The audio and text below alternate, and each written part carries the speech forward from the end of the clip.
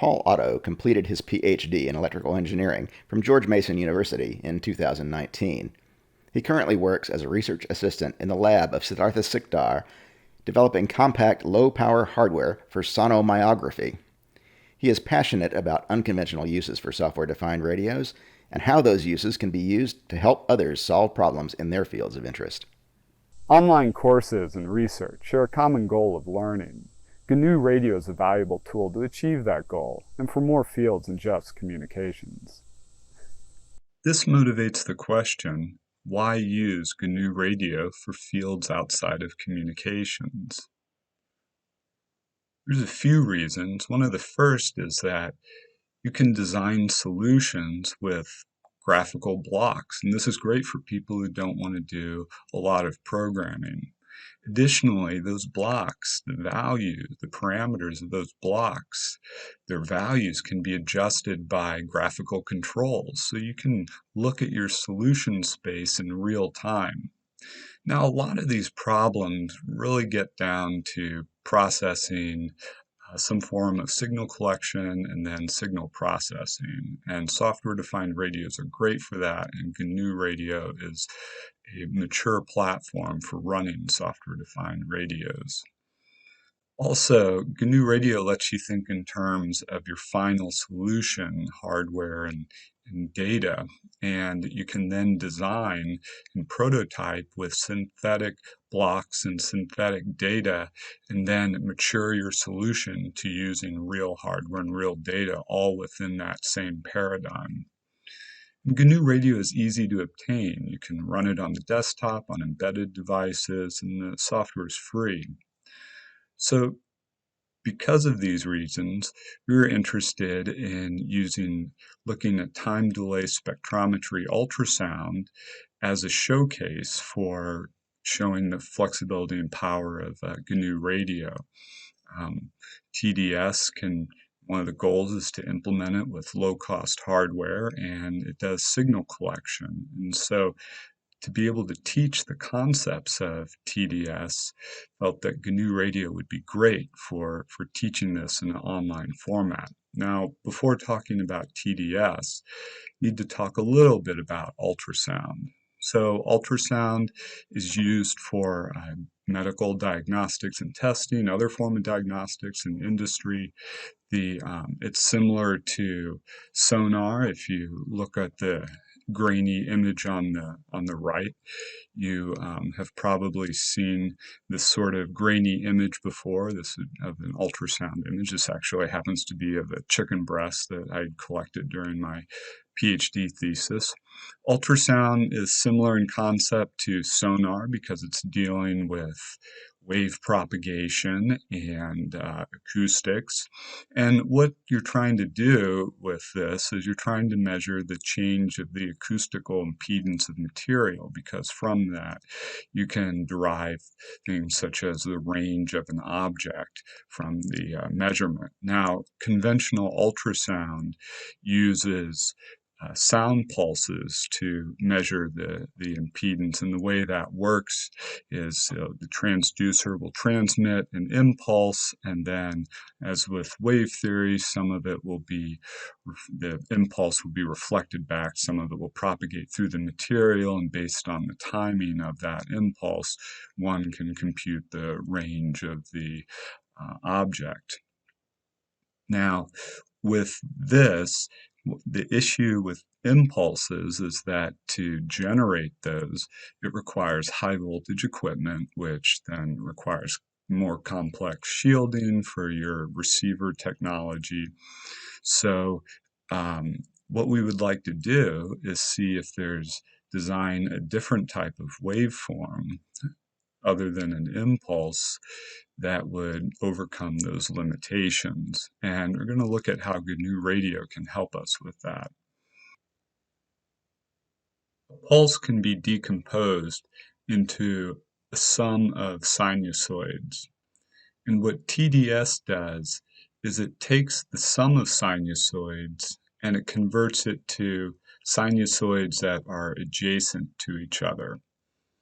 This is important because it lowers the instantaneous power of the signal at any one time. But if you just connect the sinusoids together, you'll have the phase discontinuities, which are hard to implement in hardware. And this is where GNU Radio comes in to help learn about the TDS signal and how it's designed using this technique. So what we're going to see in the GNU Radio demo is that we'll design a waveform in GNU Radio called a chirp.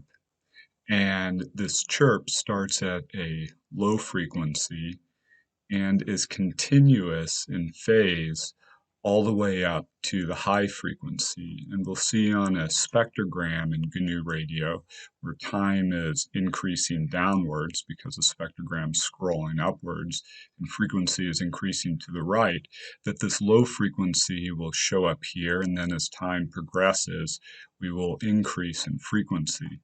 Now, because of waveforms that we're interested in for our particular needs, we're interested in teaching a chirp that also goes back down in frequency. So it goes from low frequency to high and then high frequency to low. And we'll see that on the spectrogram as a V. For the actual GNU Radio demo, we'll see this graphical interface. And what we're interested in on the spectrogram is simply the right side. And we'll demonstrate that you can change the frequency of the chirp with these controls. You can also change how long the chirp is with this control. And you can look at properties of the signal, such as what its phase increment is, basically its instantaneous frequency at any particular point. And we see you're going from low to high frequency. And you can also look at total phase of the signal and what the time domain chirp looks like. So we'll now demonstrate that. GNU Radio provides a lot of flexibility in designing and exploring the generation of a chirp. So for example, we're using a triangle generator to create the instantaneous frequency or phase increment of that chirp. And then we're summing up that phase increment to get an actual phase of the chirp at any particular time with an IIR filter. Now there's numerical limitations to this, and that's what this negate phase checkbox will explore. Then we can then use transcendental functions. And not only can we use these blocks, but we can also integrate in Python code. So for example, with variables, when we go to define them, we can use Python functions for a lot of flexibility, or we can just write Python modules to be used with the blocks. We have the ability to look at the signal at any point along the way in real time, and then also adjust values in real time. So when we start this, we'll be playing the signal, and we can hear the chirp going up in frequency. And one of the interesting properties is when we look at the spectrogram over time, there will be more noise that develops in the spectrogram, which you can actually hear. And so we can explore the chirp generation process by adjusting both the start and stop frequencies of the chirp or the time of the chirp. And we can explore the numerical issues that cause this by negating the phase. And then we can not only hear, but see those issues go away, and then they'll return later. So this is basically a very nice playground of ideas to be used to understand chirp generation and be able to explore the properties of a chirp. We are interested in teaching how to compute range with GNU Radio. And in this example, we're going to have one target right here, and we have our transducer, and we're going to transmit a chirp to that target, which will take this amount of time to get there.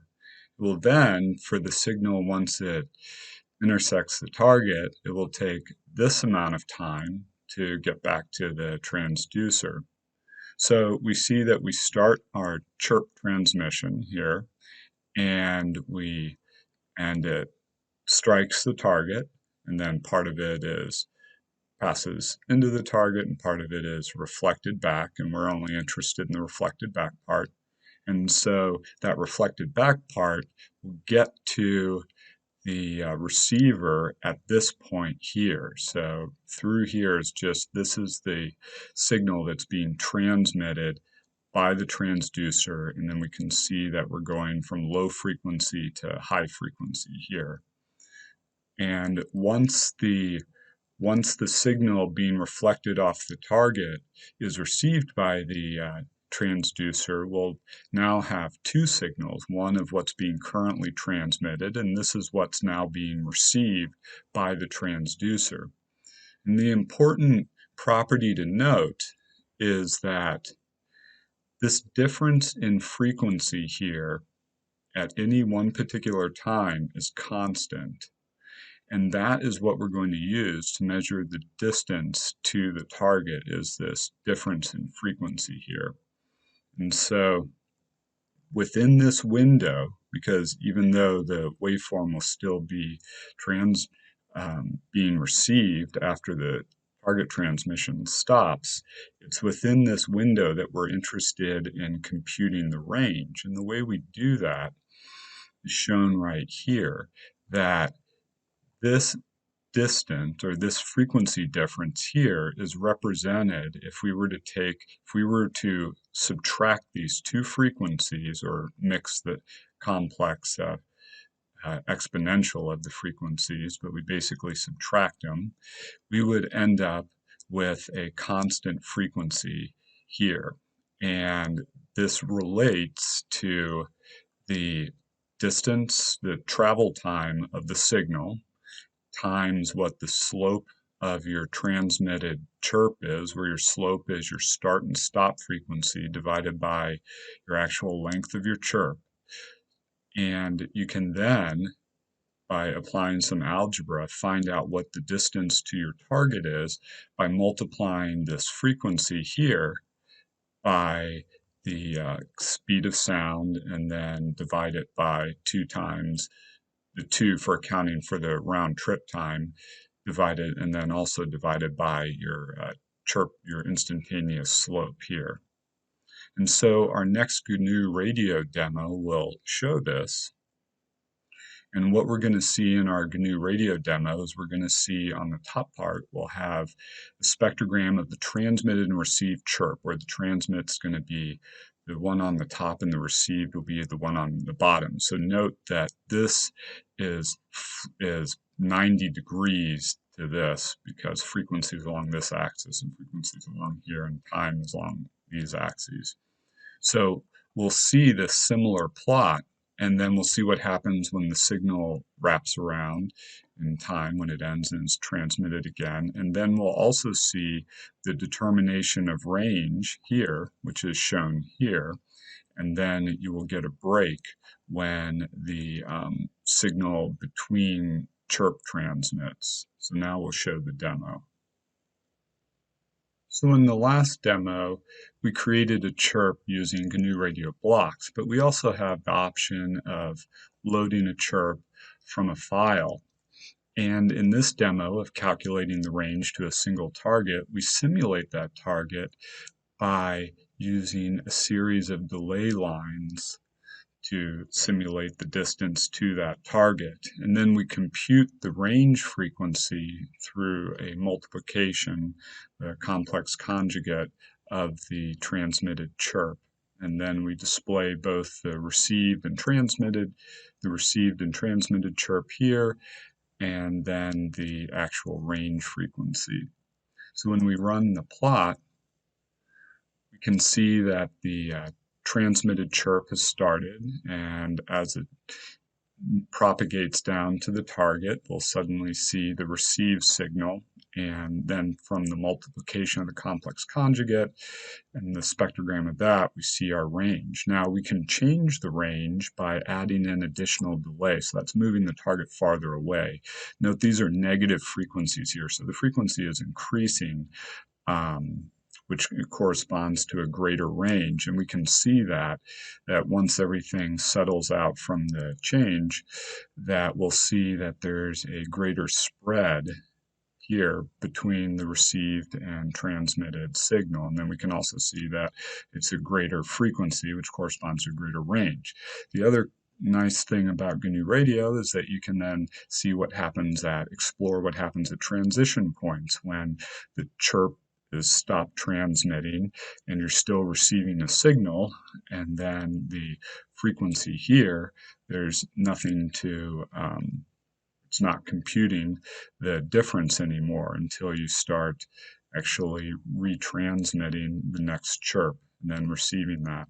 So there's a lot of interesting properties about computing range that can be explored with GNU Radio.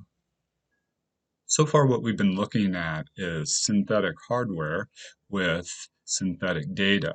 Now we want to add in real data. And the reason why is because there's important challenges to learn about with real data.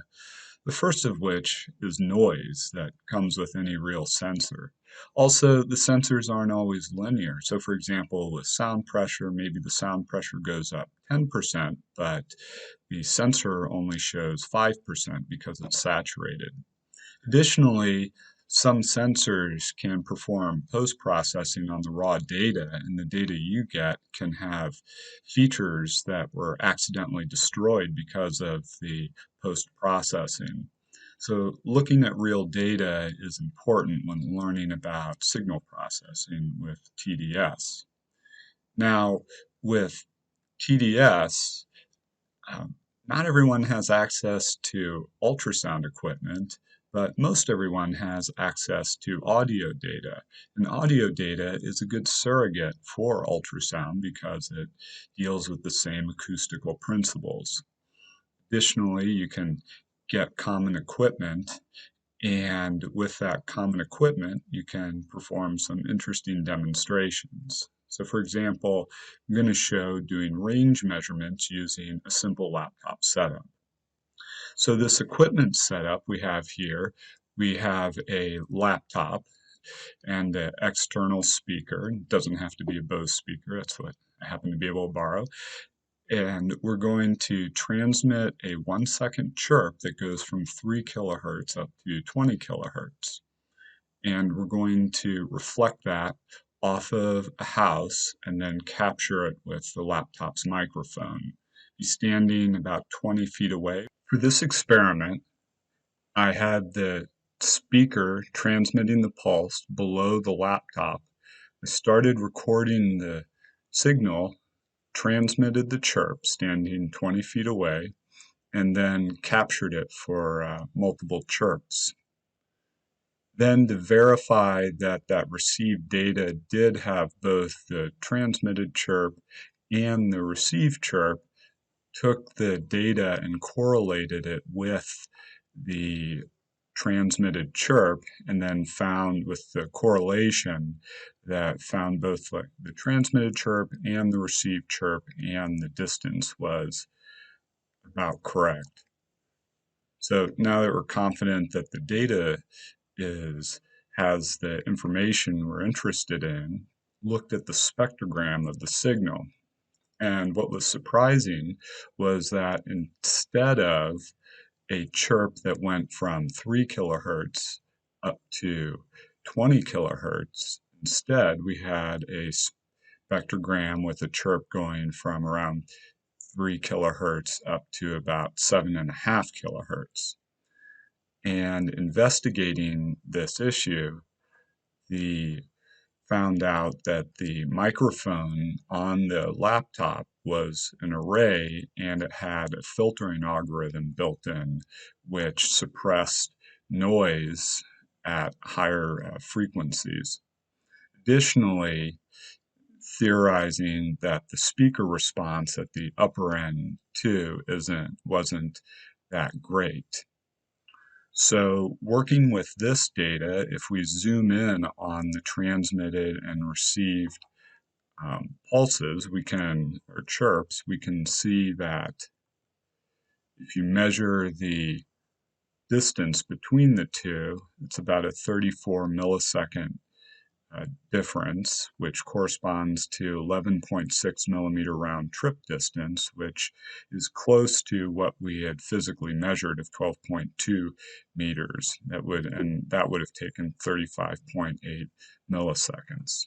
Now, to compute the range from this data review, we have our audio chirp with a 17 kilohertz per second slope, and then our received chirp. And what we should see if we use the formula that we had talked about earlier is a 0.6 kilohertz waveform for the range frequency that would correspond with our range, our round trip time, our round trip distance of 12.2 meters. And for this next demo with GNU Radio, we take that sound data, both the transmitted chirp and then the received data, and we will do the mixing to be able to determine the range. And we will see that there is, at the 0.6 kilohertz, there is a waveform, but as you can see with real data, there's a lot more complexities. We're going to build upon our previous demo where we simulated a target through the use of delay lines by using actual data that was collected. So we have our chirp that we've transmitted, and then the received data, which includes both the transmitted chirp and the received signal. And we're going to display that on the spectrogram, top spectrogram, and then on the bottom spectrogram, we're going to display the detected range, where we've computed the range using just a regular multiply, since these are real signals. So when we run the flow graph, we see that we have our chirp that we're transmitting, and on our received signal, we see that there is a frequency component around the 0.6 kilohertz wave predicted frequency for that range from the house. Now, we also see a lot of other features in their frequency at double that, and then we see additional features. So this is the interesting part of real data, is that GNU Radio then gives you the ability to explore those features and artifacts and figure out how to correct for those.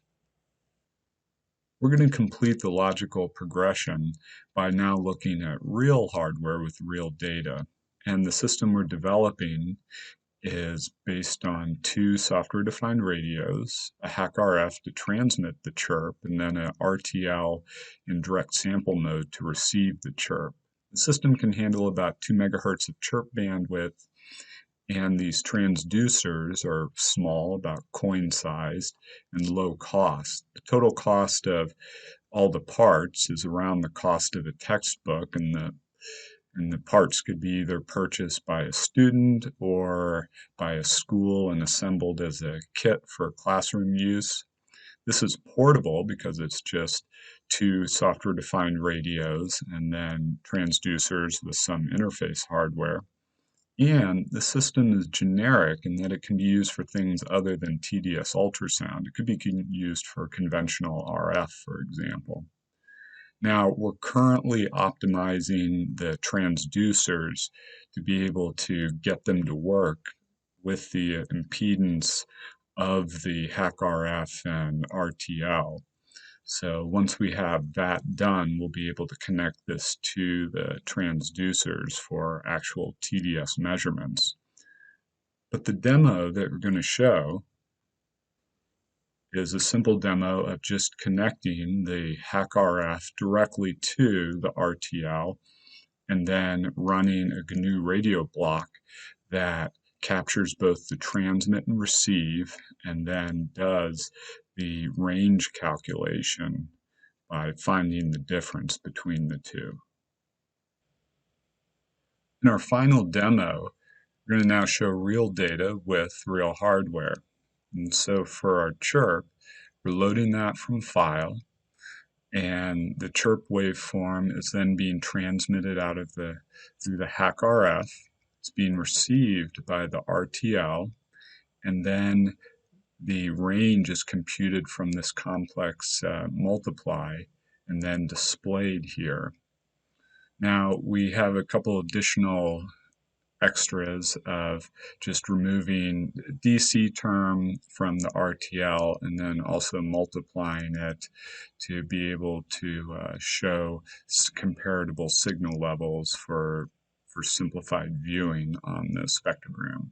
So when we run this, you see that we have our transmitted and received waveform, and then we have our computed range. Now, since there is the range should actually be 0, that it should be pretty much instantaneous, this shows the delay in the system that we would want to account for when computing an actual range to adjust for. And we'll be building off of that as we add the TDS components. What we found, which would be useful for other people teaching with GNU Radio or doing research, is that GNU Radio has a very logical prototyping flow. It's easy to go from synthetic data with synthetic hardware to the real data with synthetic hardware to real data with real hardware. It's also very easy to explore the interdependence of multiple parameters graphically while keeping in mind your hardware solution. And it's easy to interface with other languages such as Python. You can use powerful expressions from Python since it's such a flexible language. And this allows for people with multiple levels or different levels of programming experience to get the most out of GNU Radio. And that's why we're developing online curriculum to teach TDS for the members of our biomedical imaging lab at George Mason University. Now, all code that's developed, you can download or pull off of GitHub with the link provided.